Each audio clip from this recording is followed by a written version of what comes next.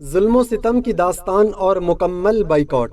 سیرت النبی صلی اللہ علیہ وسلم کی قسط نمبر 47۔ کفار قریش دیکھ رہے تھے کہ ان کی مزاحمت کے باوجود اسلام پھیلتا ہی جا رہا ہے۔ حضرت حمزہ رضی اللہ تعالی عنہ اور حضرت عمر رضی اللہ تعالی عنہ جیسے لوگ ایمان لا چکے ہیں۔ نجاشی نے مسلمانوں کو پناہ دی اور وہاں سے قریش کے سفرا بے آبرو واپس آئے۔ اس سے قریش کا رویہ دن بدن سخت سے سخت تر ہوتا جا رہا تھا۔ معاندانہ سرگرمیاں اور سازشیں تیز سے تیز تر ہوتی جا رہی تھیں۔ اس سے بنی ہاشم یعنی نبی کریم صلی اللہ علیہ وسلم کا خاندان کے سردار کس طرح اپنی آنکھیں بند کر سکتے تھے؟ انہوں نے بنی ہاشم اور بنی مطلب کو جمع کیا۔ عصیبت قبیلہ کی بنا پر سب ایک ہو گئے بجز ابو لہب کے۔ یہ کوئی دینی مسئلہ نہیں بلکہ قبیلہ کی حمایت کا سوال تھا۔ سرداران قریش نے حضرت ابو طالب کے پاس جا کر یہ دھمکی دی کہ آپ اپنے بھتیجے کو ایسی باتوں سے روکیں یا ہم سے برسرے پیکار ہو جائیں، یہاں تک کہ ایک فریق فنا ہو جائے۔ اس کے بعد حضرت ابو طالب نے حضور صلی اللہ علیہ وسلم کو بلا کر کہا کہ اے بھتیجے، آپ مجھ پر اور اپنی ذات پر رحم کھائیے اور ناقابل برداشت بوجھ مجھ پر نہ ڈالیے۔ یہ سن کر حضور صلی اللہ علیہ وسلم نے فرمایا، اے چچا جان، واللہ اگر وہ میرے دائیں ہاتھ پر آفتاب اور بائیں ہاتھ پر مہتاب بھی رکھ دیں تو میں اپنی دعوت سے باز نہ آؤں گا۔ جب حضرت ابو طالب نے یہ متحدہ محاذ دیکھا تو انہوں نے یہ طے کیا کہ آپ صلی اللہ علیہ وسلم کی حفاظت و حمایت کی بات بنو ہاشم کے سامنے رکھیں اور ان کو بھی اس کی دعوت دیں اور آپ صلی اللہ علیہ وسلم کی حفاظت و حمایت کا عہد ان سے لیں۔ حضرت ابو طالب کی دعوت پر بجز دشمن اسلام ابو لہب کے بنو ہاشم کا ایک ایک فرد جمع ہو گیا۔ جب بنو ہاشم کے سامنے ابو طالب نے قریش کی معاندانہ اور ظالمانہ کاروائیوں کی شدت کی رودات کو رکھ کر آپ صلی اللہ علیہ وسلم کی حفاظت اور حمایت کا مسئلہ ان کے سامنے رکھا اور اپنے عہد و عزیمت کا ان کے سامنے اظہار کیا اور ان کو بھی اس کی دعوت دی، تو سبوں نے ابو طالب کی دعوت پر لبیک کہا اور عہد کیا کہ ہم ہر حال میں آپ کے ساتھ رہیں گے۔ حضرت ابو طالب اپنے نوجوانوں کے اس فیصلہ سے بہت مسرور ہوئے اور انتہائی مسرت میں پرجوش الفاظ میں خاندانی مفاخرت اور ہاشمی شجاعت اور ہمیشہ ظلم کی مدافعت میں سینہ سپر رہنے کی روایات پر اشار کہے اور قصائد لکھ کر بنو ہاشم کو ان کی عظمت کا احساس دلایا۔ یہ شعار کعبہ میں بلند آواز میں پڑھے گئے۔ اس پرزور قصیدہ نے قبائلی وقار کی خاطر منتشر قوتوں کو یکجا کر دیا اور حضرت ابو طالب کی کوششوں سے بنی ہاشم، بنی مطلب اور بنی عبد المناف کی عصیبت جاگ اٹھی اور تینوں گھرانے آپ صلی اللہ علیہ وسلم کی حفاظت کے لیے متحد ہو گئے۔ جب مشرکین نے یہ دیکھا کہ بنی ہاشم اور بنی مطلب ہر قیمت پر نبی صلی اللہ علیہ وسلم کی حفاظت اور بچاؤ کا تہیہ کیے بیٹھے ہیں تو بالآخر وادی محسب میں خیف بنی کنانہ کے اندر جمع ہو کر انہوں نے بنی ہاشم سے بائیکاٹ کا فیصلہ کیا اور اس مقاطعہ کا تحریری عہد نامہ مختصر الفاظ میں چمڑا پر لکھوایا گیا۔ دانشوران کفر نے بعد مشورہ قبیلہ بنی ہاشم کے سماجی و معاشی مقاطعہ کی تجویز منظور کی، اس لیے کہ حضور صلی اللہ علیہ وسلم کا تعلق اسی گھرانہ سے تھا، اور دوسرے یہ کہ بحیثیت سربراہ قبیلہ حضرت ابو طالب نے ان کی بار بار کی درخواست کو ٹھکرا دیا تھا۔ انہوں نے خیال کیا کہ اگر بنی ہاشم کو یوں بے بس کر دیا جائے تو خود بخود آپ صلی اللہ علیہ وسلم کو ان کے حوالے کر دیں گے۔ اس تجویز کو عملی جامہ پہنانے کے لیے ایک عہد نامہ مرتب ہوا جو بنی ہاشم، بنی مطلب اور بنی عبد المناف کے خلاف تھا۔ یہ مقاطعہ کسی خاص مدت کے لیے نہیں تھا بلکہ غیر معینہ مدت کے لیے تھا، جب تک محصورین خود آپ صلی اللہ علیہ وسلم کو ان کے حوالے نہ کریں۔ مقاطعہ کی اہم شرائط حسب ذیل ہیں۔ نمبر 1، ذریعہ معاش تباہ کرنے کے لیے کوئی بھی ان کے ساتھ لین دین اور خرید و فروخت نہ کرے گا۔ نمبر 2، بنی ہاشم سے صلہ رحمی باقی نہ رکھنے کے لیے کوئی بھی ان کی لڑکیوں سے نکاح نہیں کرے گا اور نہ اپنی بیٹی انہیں دے گا۔ نمبر 3، انہیں اپنی صحبت میں بھی نہیں بیٹھنے دیا جائے گا تاکہ کوئی شخص ان کی باتوں سے متاثر نہ ہو۔ نمبر 4، ان سے قطع تعلق کرنے کے لیے کوئی بھی ان سے بات چیت نہیں کرے گا۔ نمبر 5، انہیں بھوکے رکھنے کے لیے خوراک فراہم نہیں کی جائے گی اور ان کا کوئی حمایتی انہیں خوراک نہیں پہنچائے گا۔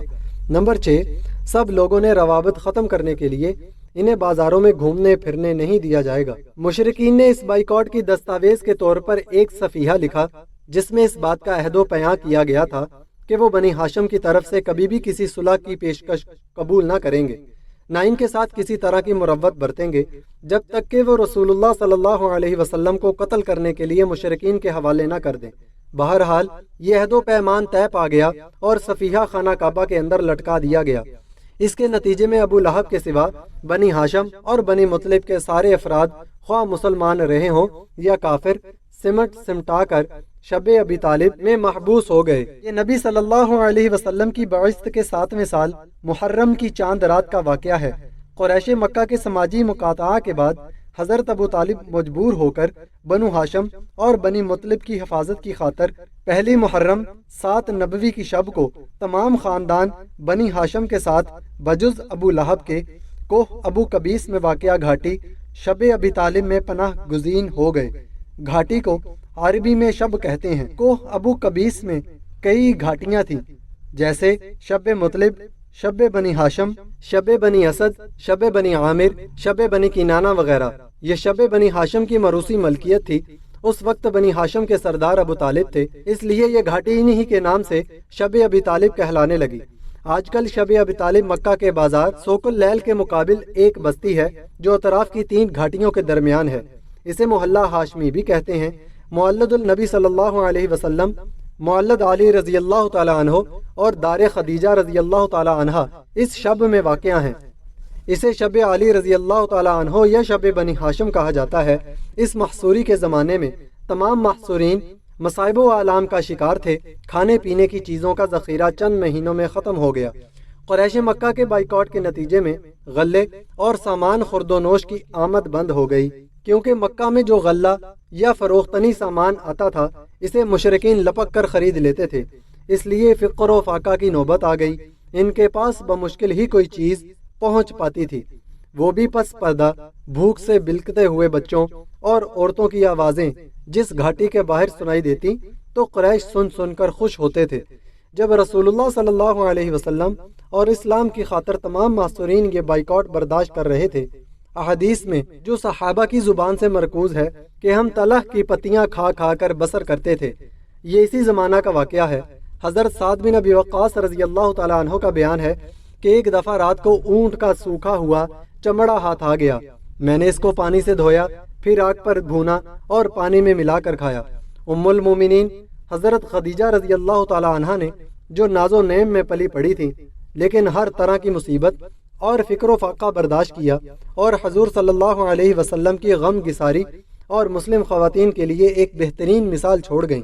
محصورین صرف ایام حج میں ہی شب سے باہر نکل سکتے تھے، اور اس وقت بھی قریش یہ کرتے کہ کھانے پینے کی چیزوں کو زائد قیمت پر خرید لیتے تاکہ محصورین کو کچھ نہ مل سکے، جس کا منشا صرف ان کا عرصہ حیات تنگ کرنا تھا۔ بعض رحم دل انسانوں کو محصورین کی اس حالت پر ترس بھی آتا تو وہ چوری چپکے کچھ غلہ پہنچانے کی کوشش کرتے، لیکن کڑی نگرانی کے باعث انہیں بھی مشکلات کا سامنا کرنا پڑتا تھا۔ ایک روز حکیم بن حزام نے، جو حضرت خدیجہ رضی اللہ تعالی عنہ کے بھتیجے تھے اور ابھی مسلمان نہیں ہوئے تھے، رات میں چھپ چھپاتے ہوئے اپنے غلام کے ذریعے کچھ گیہوں بھیجے تو راستہ میں ابو جہل نے دیکھا اور چھین لینا چاہا۔ اتفاق سے ابو البختری بن حشام وہاں آ گیا اور اس نے بیچ بچاؤ کیا، اور وہ اگرچہ کافر تھا لیکن اس کو بھی رحم آیا اور کہا کہ ایک شخص اپنی پھوپھی کو کھانے کے لیے کچھ غلہ بھیجتا ہے تو کیوں روکتا ہے؟ لیکن ابو جہل نے سرکشی دکھائی تو ابو البختری نے قریب میں پڑی اونٹ کے چمڑے کی ہڈی اس پر دے ماری اور خوب زد و کوب کیا۔ یہ منظر شب سے حضرت حمزہ رضی اللہ تعالیٰ عنہ دیکھ رہے تھے۔ عبد المناف کا ایک رشتہ دار حشام بن عامر بن حارث تھا، جو بہت شریف اور نیک طبیعت انسان تھا۔ محصورین کی حالت پر رحم کھا کر رات میں اونٹ پر اجناس لا کر شب میں ہانک دیتا۔ بنی ہاشم سامان اتار کر اونٹ کو باہر بھیج دیتے۔ آپ صلی اللہ علیہ وسلم کے بڑے داماد ابو العاص بن ربیعہ رضی اللہ تعالیٰ عنہ حضرت زینب رضی اللہ تعالیٰ عنہ کے شوہر تھے اور ابھی مسلمان نہیں ہوئے تھے، جن کا تعلق بنی امیہ سے تھا۔ وہ بھی اکثر راتوں میں کھجور اور گیہوں شب میں بھجوا دیتے۔ ادھر محصوری کے دوران حضرت ابو طالب کو رسول اللہ صلی اللہ علیہ وسلم کے بارے میں برابر خطرہ لگا رہتا تھا۔ حضرت ابو طالب اس قدر احتیاط کرتے تھے کہ جب لوگ اپنے بستروں پر سونے کے لیے دراز ہو جاتے تو رسول اللہ صلی اللہ علیہ وسلم کو ایک بستر پر لیٹنے کے لیے کہتے تاکہ آپ صلی اللہ علیہ وسلم کے قتل و غارت کا ارادہ رکھنے والا دیکھ لے کہ آپ یہاں سو رہے ہیں۔ جب لوگ نیند میں مدہوش ہو جاتے تو حضرت ابو طالب آپ صلی اللہ علیہ وسلم کی جگہ بدل دیتے، یعنی اپنے بیٹوں، بھائیوں یا بھتیجوں میں سے کسی کو رسول اللہ صلی اللہ علیہ وسلم کے بستر پر سلا دیتے اور رسول اللہ صلی اللہ علیہ وسلم سے کہتے کہ آپ اس کے بستر پر چلے جائیں۔